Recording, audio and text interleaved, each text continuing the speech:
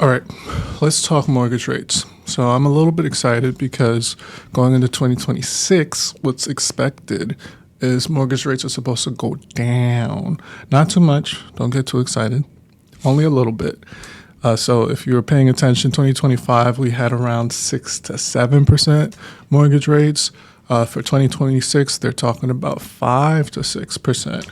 Might seem like only a small decrease, but 1% can make a big difference. Pay attention to all my friends out there who don't know what it's like to buy a house. Quite honestly, I don't know how to say it nicely, but the age to where people are buying homes is constantly changing. People are waiting longer and longer, which means that this information is that much more important because we're not really talking about what it takes to buy a home these days. Just keep that in mind. We're on the 5 to 6% range when it comes to interest rates going into 2026. Also, if you live in Westchester, pay close attention to this. Essentially, what's starting to happen is we are seeing more buyers come out to play, to buy, however you want to say it. That's a good thing, but still inventory is low. If you've also been paying attention, what you would know is the last 5 years, inventory has only shrunken in Westchester. It's gotten tougher and tougher to find a home. It's just more competitive, but also people aren't selling. And that tells you a lot about an area. When you're not seeing a lot of sales, that means that people like their home. Don't really know how else to explain it. People want to live in Westchester. People want to stay in Westchester. So let that be food for thought if you're someone who is not from Westchester who's trying to move there. I'm personally not from Westchester. I've been here for a while now and I really enjoy it, so I get it. But that just means that the best thing for you to do is, one, do your research, do your homework, ChatGPT, Google, Reddit, Threads, whatever it is that you use to get your real estate information. Highly suggest you start looking at tips and tricks, things you can start doing. Consider getting pre-qualified. It's a great safety net. I love pre-qualifications because unlike pre-approvals, they're a lot less strenuous. They don't ask for nearly as much when it comes to like your personal information. You don't get dinged. Your credit doesn't get hit. Not nearly as rough as a pre-approval. If so, I'm not even sure if it gets dinged at all. Double check that. But I say all that to say pre-qualifications are a great first step if you're someone who wants to know what you can afford. Cool. So how do you get a pre-qualification? If you're going to get a pre-qualification, you need to reach out to a really good loan officer, someone you trust. I'm going to repeat that one more time. If you really want to get a good pre-qualification, reach out to a really good loan officer, someone you trust.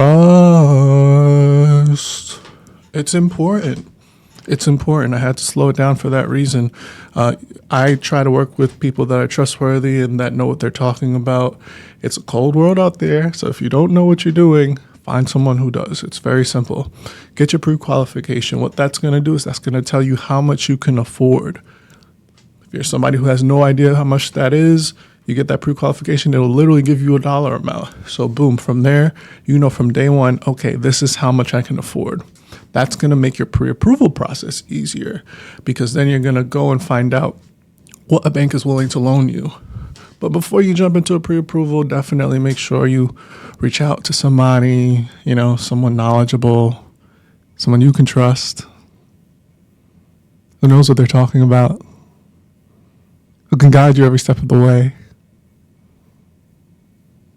It all depends on what's accessible to you. So my name's Kenneth Pierre, if you didn't already know. I'm a real estate agent. I'm a realtor.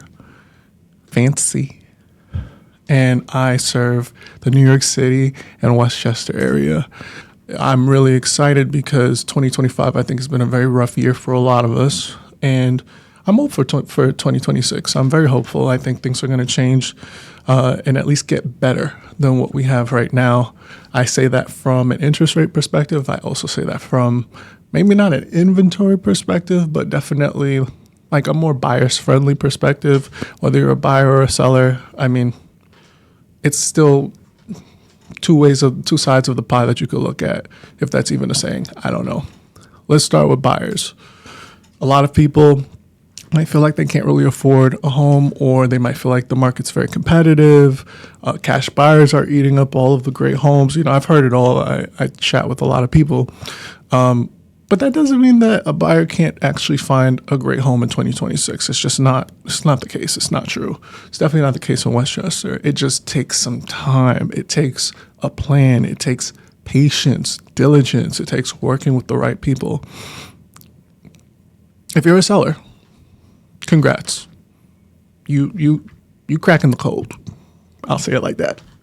You have cracked the code, or you're in the process of cracking it. Why? Because you have something that a lot of people want, and that's a home. Again, if we're being local and we're being specific, whether you're in the New York City area or even Long Island, if you're in Westchester, homes, it's tough to find a home these days. So if you're sitting on a home and you're looking to sell, you're in a good place. One of the first things that I think is important when you're getting ready to list a home is you want to keep in mind what your purpose is and what your goal is. Some people are listing a home because they have to jump right out of it. They already found their next home. So they're like, I need to just do away with this so I can get into my next home. Maybe you're on a time restraint. Maybe you're downsizing. Maybe you're looking to leave the state altogether. Maybe you're not. So whatever your situation is, it's really important to work with somebody who understands it and wants to help and knows what they're talking about.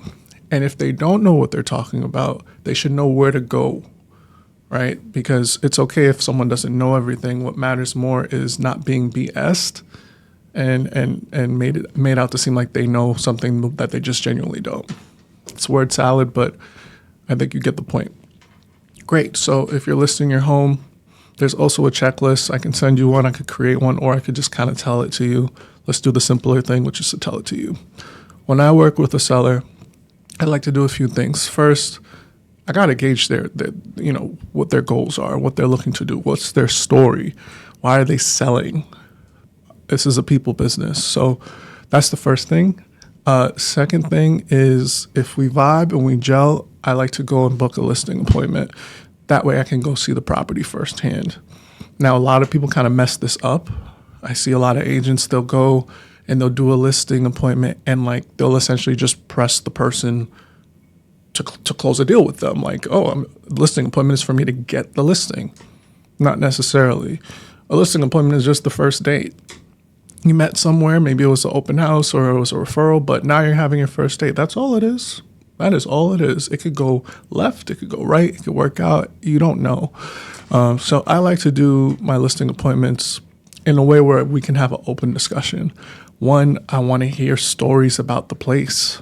You know, if you're the owner of this place, why do you love it? What made you fall in love with it? What do you love about the place? What aren't you so crazy about the place? That's going to do a few things. It's going to show me what you care about. It's going to help me understand what makes the home great. But also it's going to tell me what I need to look out for and pay attention to so that when it comes up in conversation, because it will, there'll be an understandable response so that we're not scaring away buyers, which is very important. Once I've taken a tour of the house, that's where kind of the magic starts to happen. We sit down, we talk about what their options are. And that oftentimes involves things like price, things that they're willing to maybe do to help increase the value of the home, which is a whole other separate thing. And just in general, what their goals are, how soon they're looking to sell, let's say. So that's kind of the gist. Just wanted to show you guys a little bit, just a little teeny bit. Again, my name is Kenneth Pierre. If you don't already know, I'm a realtor in the Westchester and NYC area. And my goal is to just educate folks and really build a community of well-informed buyers and sellers.